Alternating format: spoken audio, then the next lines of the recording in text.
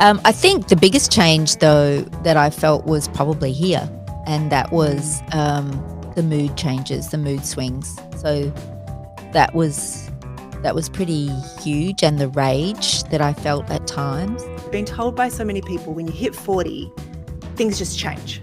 You don't give so many fucks and you're just kind of freer with yourself. And I was like, I am so ready for that. Bring that to me. And then this happened and I was like, who the hell actually am I?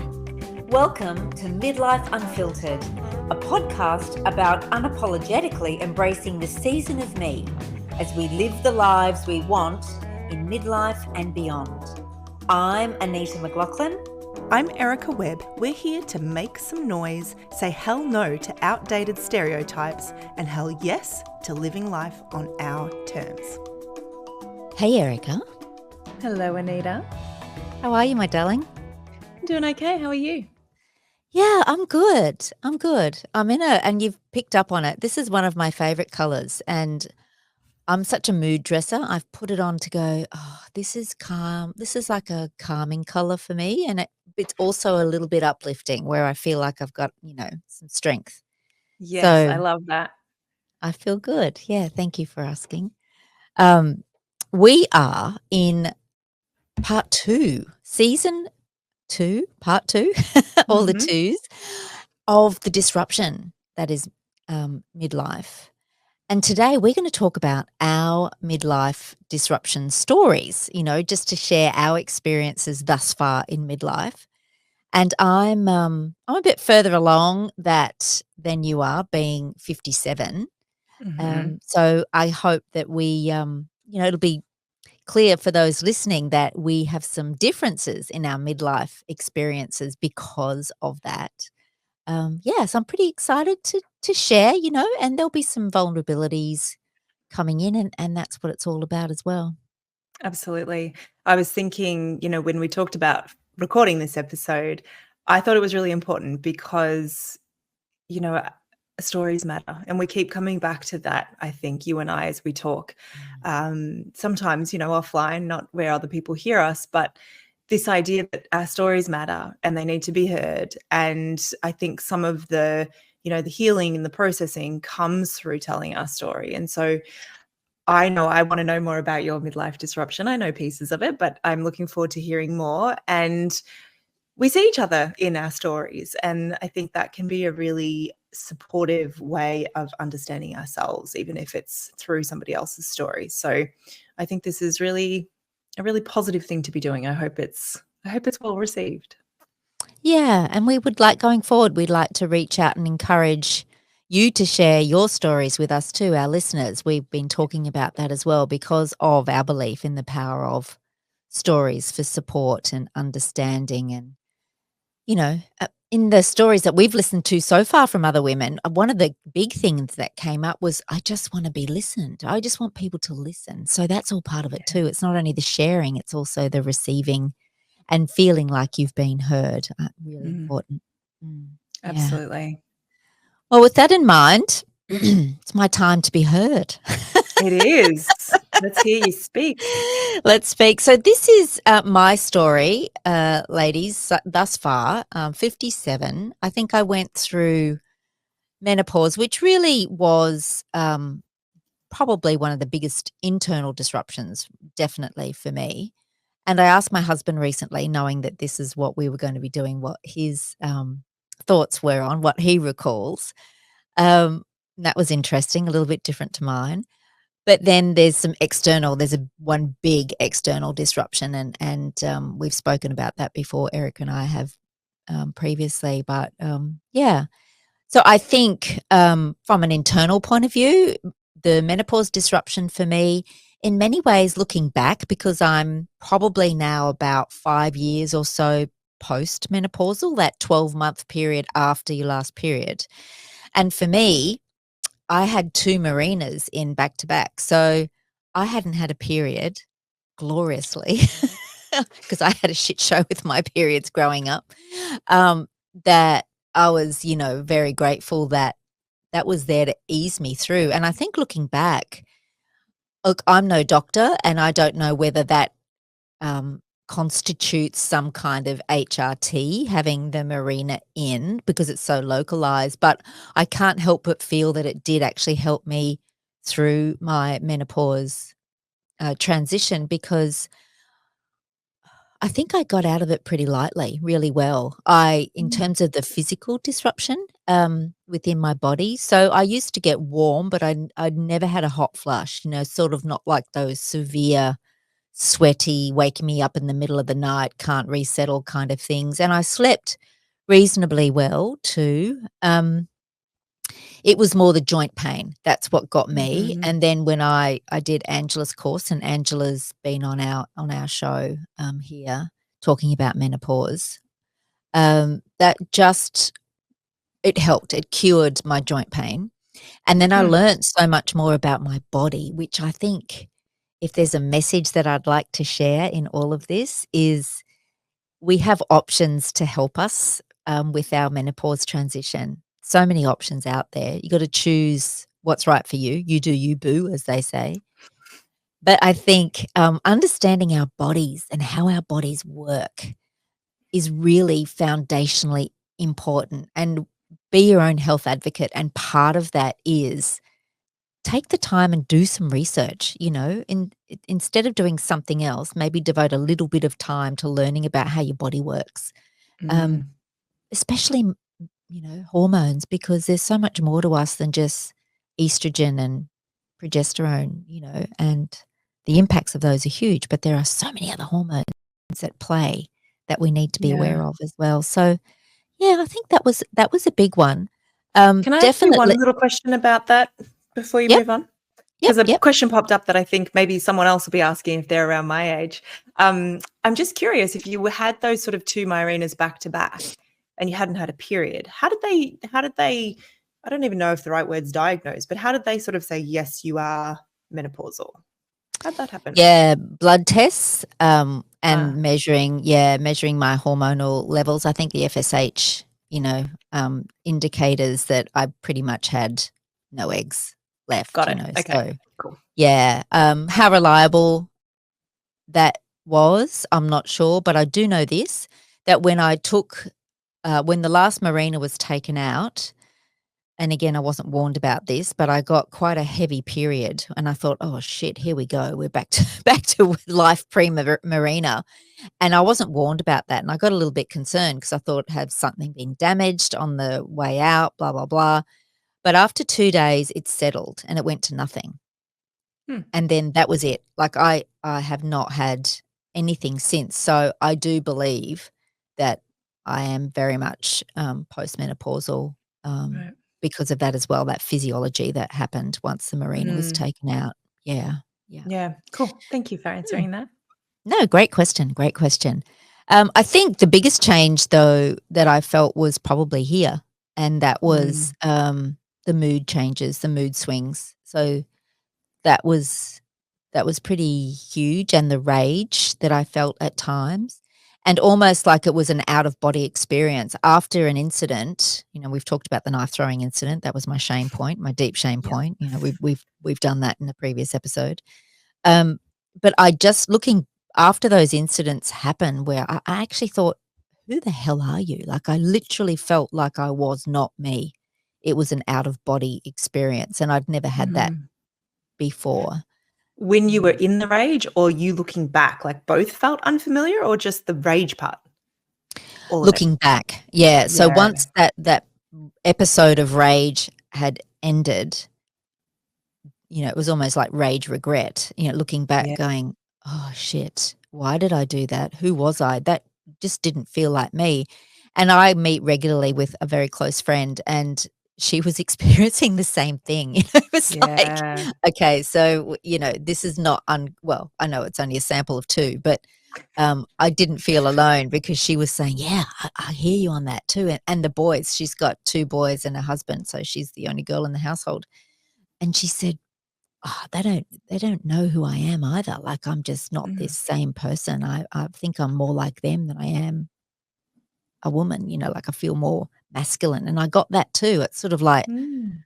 no filter, not as many filters. And if you want to take me on, I'm going to take you on, whereas before I would have gone, okay, don't need to do that. I'll back off and, get back and just let things settle. No, not anymore. It was like, you want to step up? I'll step up with you. Not a problem. Which is Let's interesting go. because as women, we're not really trained at that. Like, that's not something that goes with the territory for the most part. We're taught to be demure and proper and, go along with it. So that must have been hard. I mean, I listen to that and I'm like, so you bloody should. But at the same time, it's like, I can understand how deeply scary that could be. Was this perimenopausal or was this menopausal? This is Perimenopausal. Perry. I'd say now Yeah. looking definitely Perry. Yeah, definitely Mm. Perry. Yeah. Yeah. So when I asked my husband, said, what did you notice? And he said, oh, I think it was your energy levels. Oh, that's Never thought. interesting. Yeah, really interesting, right? As in they because were lower? and up and down. Mm. Whereas I guess Mm. he was used to, and I have been for most of my life, that Duracell bunny, just kind of just keep on going, far rather high, high energy levels, Yeah. basically. But yeah, he saw the highs and the lows, which I thought was interesting as well. So, yeah, and he didn't know about the knife incident, so we had a long conversation He about that didn't too. know about it, or he'd forgotten. No, he didn't know about He it. So wasn't there. obviously, maybe he'd forgot. No, he wasn't there. And see, that's the other point. And I thought about this morning. Um, I spent a lot of time. He was away a lot. So, and our lifestyle, we were a military family for a long time. So we would move every 2 or 3 years, and we only had one posting where we were close to family, like literally in the next suburb. So a long time without support, close by. And he was away for a lot of that too. So, Yeah, right. that whole so there's some of it that he would have missed, but I feel like that whole independence thing really, that's how I've lived most of my life, really, So, Mm. yeah.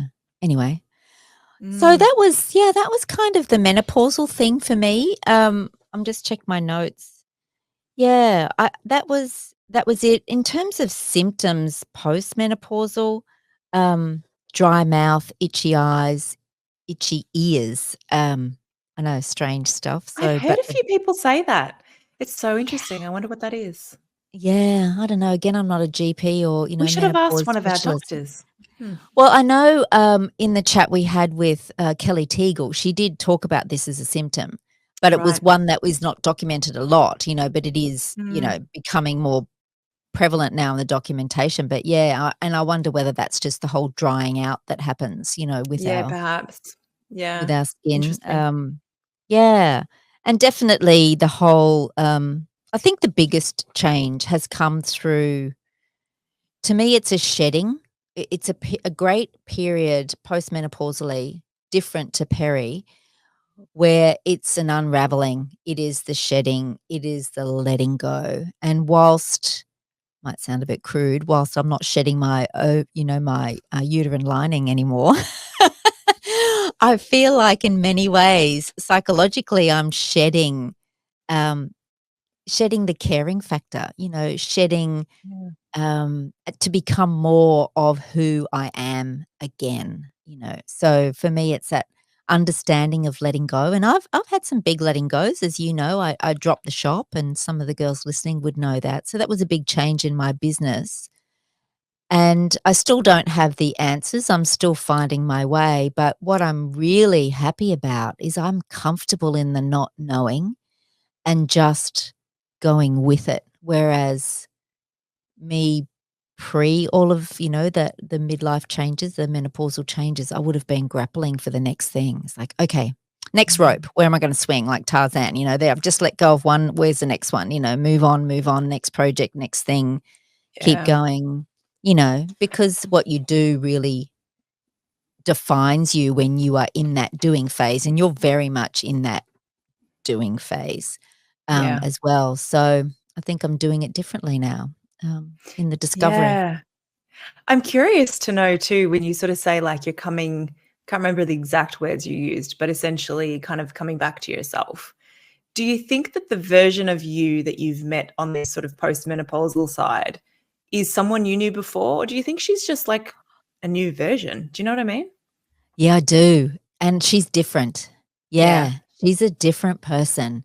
There's I think the essence is there, but I think it's some elements are elevated and some have retreated, you know? It's kind of like a Yeah. new tune is being played now, and some notes are being expressed more and some are not, you know? They're kind of taking a back seat. So I believe I'm a different in many ways, a different person. Yeah, very Mm. much so. I got that sense, and I was curious because there is this, I don't know, I always think that there's this, and this will maybe make a little bit more sense when I tell my story, but this sense that there is sort of this essence of who we are that is kind of somewhat unchanging. And we are just constantly evolving. I love the book, Michelle Obama's book, Becoming. Have you read that? Oh, no, I haven't read that. So good. But I love the title. Probably like, Mm. you know, just even if you just focus on the title, this idea of becoming. And I think maybe the menopausal transition is one of those times where it's maybe more obvious that you've become or you're becoming something, you know, perhaps that you've never really been before. And I think that feels to me anyway like a really freedom inducing kind of idea rather than restrictive. Freedom, absolutely, and that's a word that I would use. It is incredibly freeing, and again, you know, maybe from a position of privilege as well in that I've been able to create the space for that to happen. Um, Yeah. probably a very different experience if I still felt like I couldn't because of other responsibilities or other things that were holding me back, you know, that were difficult and big challenges. So I do want to acknowledge that. Um, but yes, freedom is a word that I would absolutely use in the conversation now. Yeah. And I that's love that. surprising. I never realized that that was it, right? And again, it's why we're having these conversations. There's so much that I never realized. No one sat down and talked to me about perimenopause. So when I went to the doctor after the knife incident, throwing the knife incident at my daughter, thank God there was a blank canvas, literally a blank canvas between us. I wasn't aiming at her, it just kind of went down, I understand. she says. No, that's true. But the doctor just looked at me and I knew I had to do something at that point. And she looked at me and she just had this big cheesy grin on her face. And I knew she wasn't laughing at me. She said, "How old's your daughter?" I said, "Oh, she's I think Layla at the time was about 12." And she said, you're going out and she's coming in. Mm. It's the perfect storm." And I thought, holy shit. I'd never heard it put in that context before, but it makes so much sense after she'd said that. And then it was like I breathed, you know, I let out the breath. It was like, okay, now I have compassion for me and her, you know, because she's stepping into her adolescence, you know, and yeah, and I'm going into, and we don't have a word for that. We don't Yeah. have a word for that, right? And this is something that's come up in a conversation we had with I was Dr. Karen. with no, not Dr. Not Karen, Dr. Karen? with Kirsten Baus. Uh, Kirsten Baus talks about this. yes. It's a work of somebody else, and I've actually got it here. It's a work of Jane Hardwick Collins, who's suggested that we call it sage essence. Oh, yes. That's, Do I you thought you were remember going that? somewhere else. Yes, I do. Yeah, Yeah, yeah, and I just think that's so good. But I isn't that like that. interesting that even in the psychology space, you know, and in probably medical space, we don't have a No word word. for it. The menopause, you know, this time of life, the menopause life stage. We've got adolescence and we've got even for becoming a mother, Matrescence. matrescence, that's right. So we've got adolescence and matrescence, but we don't have anything for this stage of life. So it's Mm. probably a reflection on how it's thought of and valued in our 100%. society and our culture. Yeah, it'd be interesting to know Anyway. if there's a word for it in other cultures. I'd be shocked if there wasn't. I reckon there'd be a culture out there that absolutely has a word for it.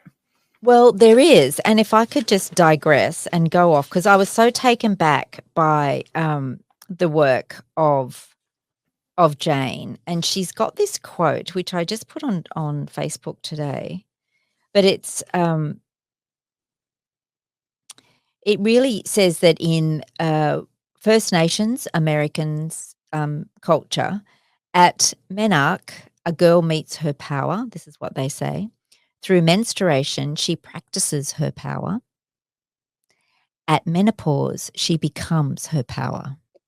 Oh, I like that. Isn't that freaking unreal? It gave me little and goosebumps.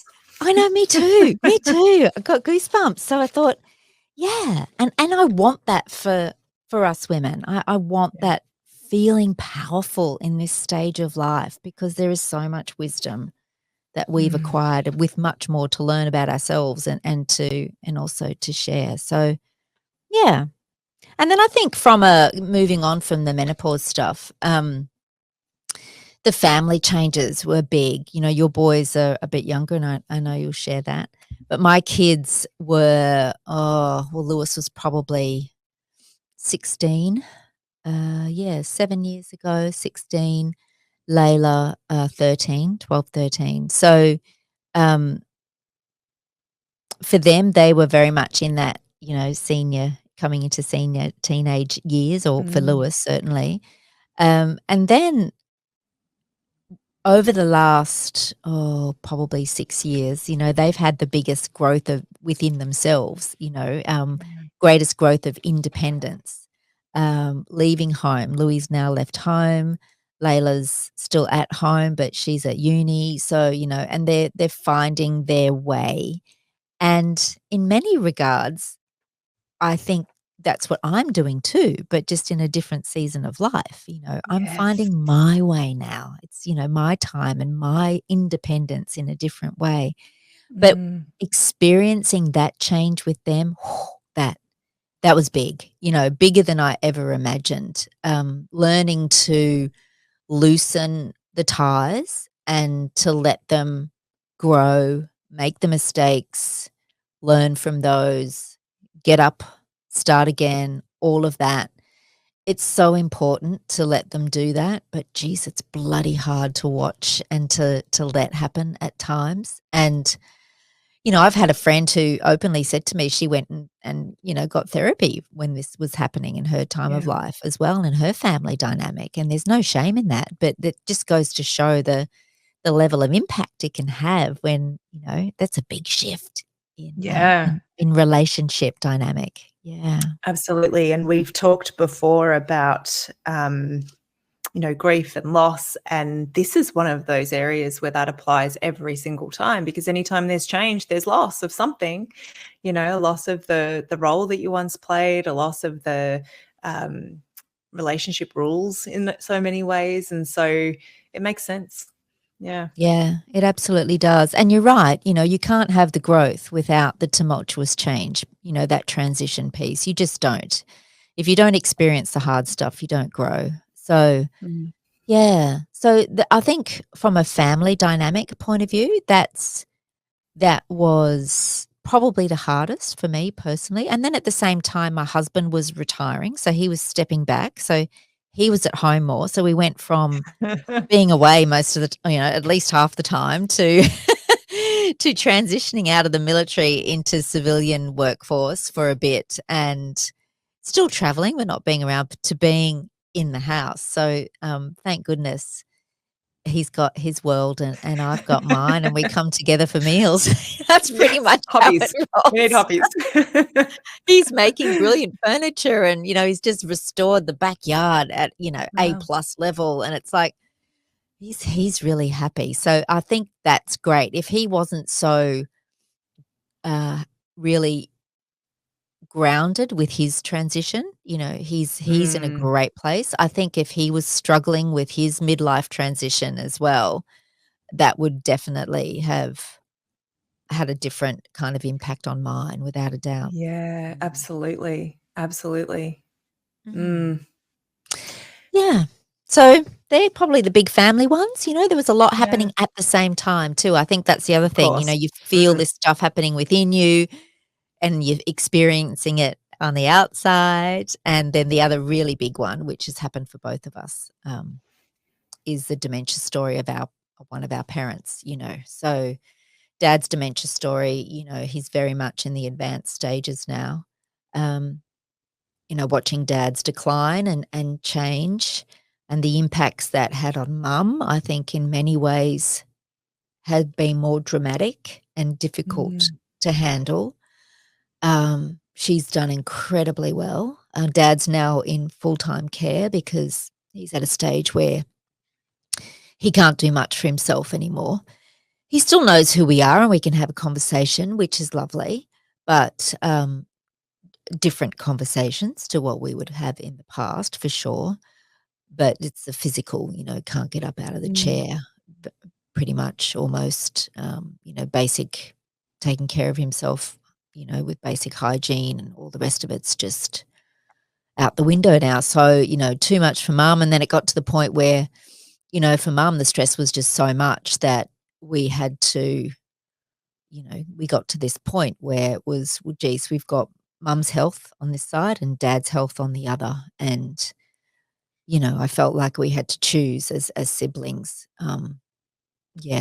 Preservation of one and making sure the other was preserved as well, but in a very different way. So that's probably been the hardest thing I've ever had to do. My husband going to war with, having 2 young kids was, pretty stressful, but I was so busy and caught up, and that's how I kept myself distracted, I guess, from all of that.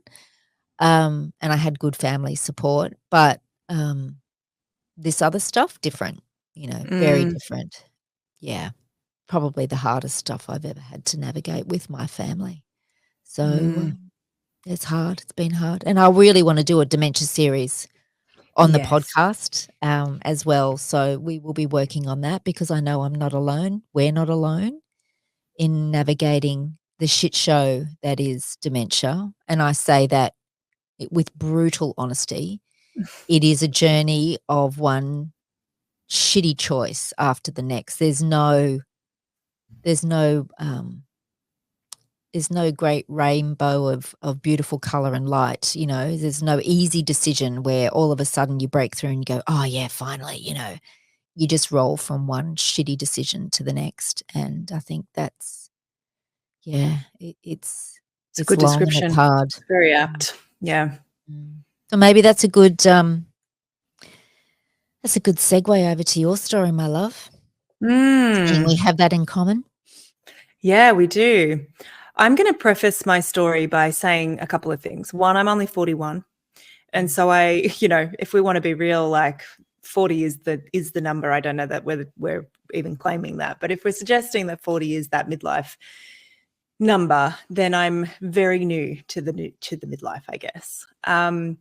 The other thing I want to preface, as I'm saying this, like I can already feel my heartbeat increasing. So I want to just make it really clear that I am sharing really from a wound, not a scar. And we know that this is not often a good idea.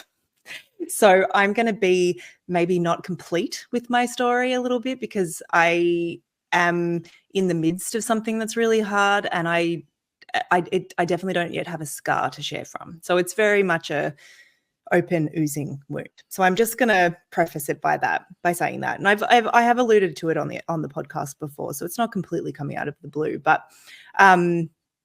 so my life story really starts with dementia too. I know that wasn't the beginning of your story, but it probably is the beginning of mine.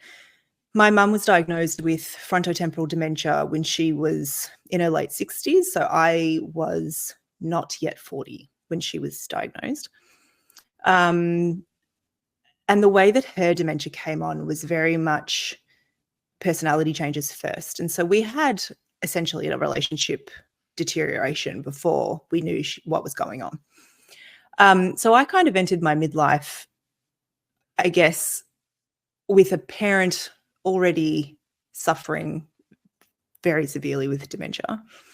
By my 40 40th birthday. Well, no, I guess I was 40 when mum went into full-time aged care. Right. So I have a parent in aged care. My kids at the time, I guess, were 9 and 11. So just one of those things that happened where I was like, this is too soon for everyone, right? She's too young. I'm too young. Mm. How can I have the need to be like researching aged care homes for my mother at the same time as like still having children at primary school? It was just really hard to comprehend. And unlike your dad, my mum hasn't recognized me for years. So Right. I haven't, and she's mute as well. She pretty much doesn't speak. So she lost language really quickly. She lost the capacity to know who we were really quickly. And so I've kind of, I guess, been without my mother for quite a few years now. And then recently, like this year, within the last few months of recording this, and, don't know exactly when this is coming out, but at the time of recording, about 4 months ago, I found out quite by accident that I am a donor-conceived person, which basically means that growing up, I believed the man who raised me was my biological father, and it turned out that he's not. So that's been like this ripping apart of my foundations and my sense of like identity. Yeah. And so for me, midlife, it was interesting because I found that, I'd been told by so many people when you hit 40, things just change. You don't give so many fucks and you're just kind of freer with yourself. And I was like, I am so ready for that. Bring that to me, because I have lived very much the good girl life, very much the people-pleasing life. And I'd kind of extracted myself from that a lot already. But there was something about sort of hitting 40 that felt significant in that journey. And so I'd already sort of started to do some of this shedding like you spoke of. I'd really intentionally started deciding what I was no longer subscribing to in terms of, the shame and the external forces that, want to shape us, I guess, as women and people in the world. And I had already started to do some of that. And then this happened and I was like, who the hell actually am I? Yeah.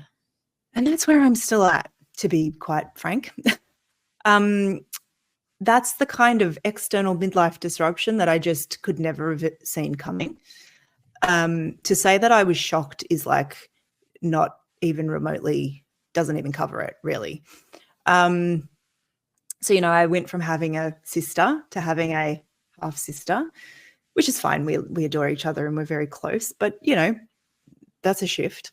And then knowing that there is a man out there that is actually biologically, my father. So it's been awful, quite frankly. I haven't enjoyed much of this first part of my midlife. And, there's been a lot of relationship challenges in amongst all of that. I won't get into all of that in this episode because, like I said, sharing very much from an oozing wound. But the story has just continued to get harder and harder, and seems like every new day just throws a new challenge into the mix. And my kids are still pretty young. I got a 10-year-old and a 12-year-old. Demanding so we're doing, of you. Yeah, and their lives have been thrown into disarray more than once. And so I'm really trying to, and running a business, and I'm a counselor, so I see people to support them with their challenges, which I love, and I have absolutely no desire to stop. And I was diagnosed with a autoimmune condition as well. So it's just been a lot. And did you how much is left for you, Erica? How much is left for you? Because that, as you're talking, and they're fucking huge things, right? And I imagine that is just so zapping, in so many ways that how much energy do you have left for Erica? Yeah. Very little. It's Yeah, hard. I'm exhausted. One thing that I will say though is that I've been working in sort of, I guess, the personal development, self-care, wellness space for the better part of 15 years. And it's been one of those periods of my life where I've been, it's like, how am I I always practice what I preach, but it's like, how am I going to do this now in the face of something that I never thought was possible, in the face of a level of grief and disruption and anger and all the emotions that I've been experiencing? Like, how in that do I show up for myself?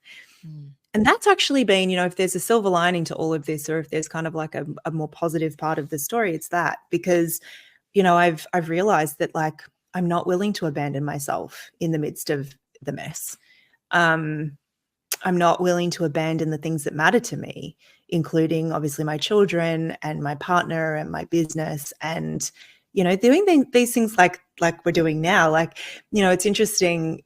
I often talk about this with clients too, is that all of our activities are not equal, and so some of the things that I do that perhaps look to others like work, and they are to some extent, they're also the things that keep me going. They're the things that give me life. They're the things that help me see the purpose and the opportunities for really honest connection with people.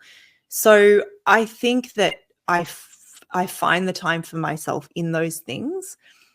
And I just constantly ask myself that question of, like, how do I not abandon myself here? Because I can't afford to, So that's been interesting. I think it's pointed me very much in the direction of those things that I already knew were important, but they've taken on a whole new level of significance, including like my values and my capacity to be compassionate towards myself. Yeah. Forging a new Erica in many ways. And Totally. And I think it'll be interesting for you to look back in 12 months' time and see what changes you've noticed within yourself from what has been a fucking hard time. Like, talk about growth through challenge. Yeah, there's days I just would like to just like, is there a box that I could put all this in that it would fit and we could just hide that for a bit? But it doesn't work like that, as we well know. But I think you're right, looking back. And, I'm hoping that this is going to make perimenopause and menopause just a freaking breeze. But that's probably not true. But yeah, so it's been an interesting introduction to this sort of second half of life, I guess. But I'm glad that my eyes are, I guess, wide open to what I care about. And a huge part of that, honestly, is like looking after myself. That's always mattered to me, but it matters to me on a very different level. And I think I'm more aware of how my okayness or not okayness also ripples, it has a huge ripple effect. Not that that's to say that I should pretend that I'm any other way than I am just to make other people happy. I certainly don't do that. But yeah, I guess it's just brought to light that I have almost in some ways no choice but to keep coming back to that, like, I matter, because it's very easy in this scenario to believe that that's not true. So yeah, it's been interesting.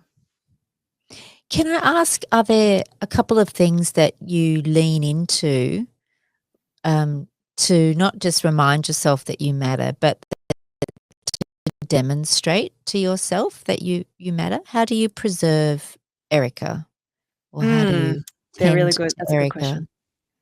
So the most probably the thing I do the most often, like literally multiple times a day, is speak to myself compassionately. That's probably the biggest thing. Like, if I think back and think, like, what's been the biggest sort of lifeline, it's been that. It's been being able to look and go, you know what? This is fucking hard. And you are doing your best, and then choosing what I do in response to that. And some days it's like, maybe don't work today, or maybe in between clients, go and I'm learning French. And so I've been spending quite a bit of time just, immersing myself in that and doing things. And then the other one is like the thing that I always come back to, moving my body and sitting in quiet. I think the thing for me has been, because I feel and I have felt such a sense of disconnect from my foundations, from a sense of who I am. And I kept, particularly in the early-ish days of this, having people say to me, well, you're still you. And I was like, what the fuck does that mean? I don't know what that means. Yeah. Right And I now, I don't don't know feel what that. that means. Yeah. And so for me, I think I've had a bit of an epiphany, I guess, in terms of recognizing how much I just crave, that just like quiet stillness. And that's the only place I really find myself at the moment. And so, I move every day in some way, shape or form, even if it's just a walk. But, I do my somatics and yoga practice as well. But it's very much unstructured, often just lie on the floor, rolling around, paying attention to how my body feels and what feels good in my body. And recognizing that, at some point it has to change. It has to evolve. I'm hesitating to say get better, because I'm not sure I've seen any glimpses of that yet, but it has to evolve. Everything does. And so, yeah, I don't know. Does that answer your question? Yeah, it does. And I think it's almost like, well, my interpretation of that, and thank you for sharing. I think they're great things to do. It's almost like it's creating the space around you. It's almost like this, Yeah. get smart cone of silence. It's like, okay, shield down now. Shield down. I'm sitting in here and I'm protected. I'm looking after me. I'm in my protection zone. Is that kind of how it feels? That's sort of the image that came to me. Yeah, in some ways, I think for me, because there's a lot of noise in my life at the moment. And so part of it is literally sensory overwhelm reduction. So, because like I'm a really sensitive person too. So I'm a highly sensitive person. I've been questioning whether I might also have some neurodiversity, because there's other stuff going on in the family. And so for me, a lot of it too is just, how do I turn my senses off for a little while to reduce the noise? Because I feel like so much of my day is around noise isn't quite the right word, because it sounds a little bit negative in the context that I'm using it, but just input. There's just so much input, and my own thoughts are noisy and a little bit chaotic at times because I don't know what to do. And so it is almost like that. It's like, can we just shh for a minute? And there, because there's nothing to solve in that moment. There's no right, there's no wrong, there's no shame, there's no guilt, there's no anger. There's just, And that's what I become also incredibly important. Yeah, sorry, I cut you off there. What I love about that approach, Erica, is that I think all too often we look for distraction to push all that difficulty aside or down or in another direction, and we don't stop. And that's an act of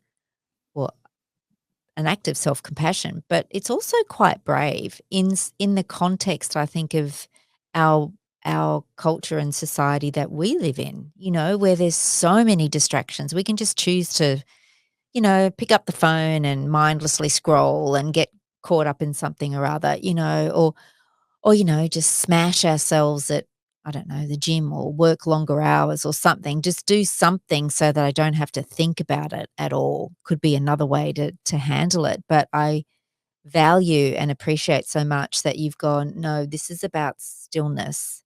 And maybe for you, that's how you've often done it. That kind of comes naturally to you, because that very much works into how you work and what you offer others as well with what you do. But it's a choice though too. It is. And I sometimes make the noisy choice too. I'll be very honest with you. Sometimes it is the distraction. Sometimes it is the phone. Sometimes it is, TV. Sometimes it is any number of things. What I've become really aware of though is, and this happened quite recently, is when I'm in the midst of that distraction drive, something in my body doesn't feel right. And I think that what I'm starting to notice, and I think because I've been in a quite heightened nervous system response really for quite a prolonged time now, I'm aware of the fact that I'm draining batteries that are already on empty when I'm doing that. And so I've started to be, I guess, a little bit more skilled at picking up on that. And so then it's like, oh, this doesn't actually feel kind. And so when it does feel kind, when the distraction does feel kind, I'm all for it. I think I don't have, I'm not morally opposed to that by any means. But I notice myself checking in more often and being like, this doesn't feel kind. This feels like more bombardment on my system that I simply do not need. So I'm just trying to ask that question, I guess. And yeah. Yeah, That's all I that think we can do, right? yeah, that's all you can do. But I think that you're aware of that and made that, that you've seen the difference there. Because really, when you are scrolling and looking and doing all of that, it's still doing something.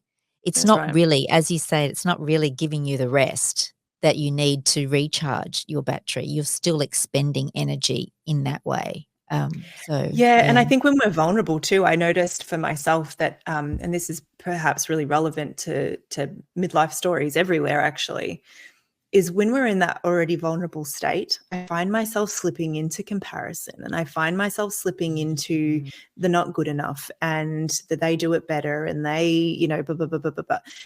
And I'm very aware of that. I'm like, this is so interesting because I didn't really think I did a lot of that.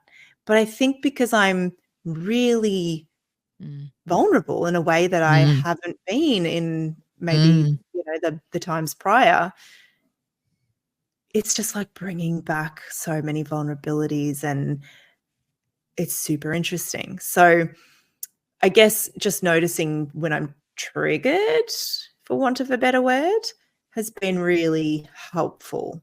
But then, of course, it just leaves you with having to look at your own stuff, right? And so that's exhausting too sometimes. So sometimes it's just like, what is on Netflix? Yeah. What series can I binge now that will actually give me that distraction? But yeah.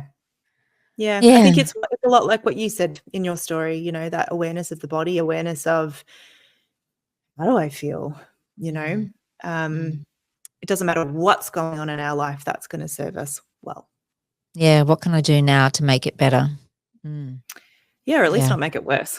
At least not make it worse, true. Can I say you might only just be technically in midlife, but shit, what you've gone through is huge, and that's quite an introduction to midlife. So, look after you, babe. Compassion. Thank you, my friend. Love. Thank you, my friend. And thank you for sharing your story. I think, like I said, at the beginning, we know ourselves better through our stories. We know each other better through our stories. And I think it offers an invitation to others to get to know themselves better too. So I hope that it's been helpful. Anything else that you want to add? No, I only that if anybody listening would like to share their story, maybe this is a great time to reach out and extend an invitation to you to say, yeah, I'd like to share my story, to help you better understand yourself, but also to help others understand themselves and just feel like they're not alone and that they're not some kind of freak of nature for the way that they feel. It's important that we feel like we belong and that we matter. So, yeah, I think maybe email us. What do you think, Erica? Yes, please. Yeah. Do you remember our email address? Do I remember? Is it hello@midlife? hello@midlifeunfiltered.com.au. Yeah. So it'll be in the show notes, but it's hello@midlifeunfiltered.com.au. Yeah, that'd be great. Awesome. Well, it's been great. Thank you, Anita. Thanks, my love. Yeah, always. Thanks so much for listening, everybody. We'll see you in the next episode. Bye. Thank you for joining us for Midlife Unfiltered. If you loved this episode, you're going to love what's coming next. Be sure you're subscribed on your platform of choice so you don't miss a thing. We'd also be delighted, and for sure do a little happy dance, if you took the time to leave us a rating and review. Those not only absolutely make our day, but more importantly, it helps other women who may be wanting something more from their midlife to know about us and to listen in as well. You can connect with us on socials too. You'll find links to connect on LinkedIn, Instagram, and email in the show notes.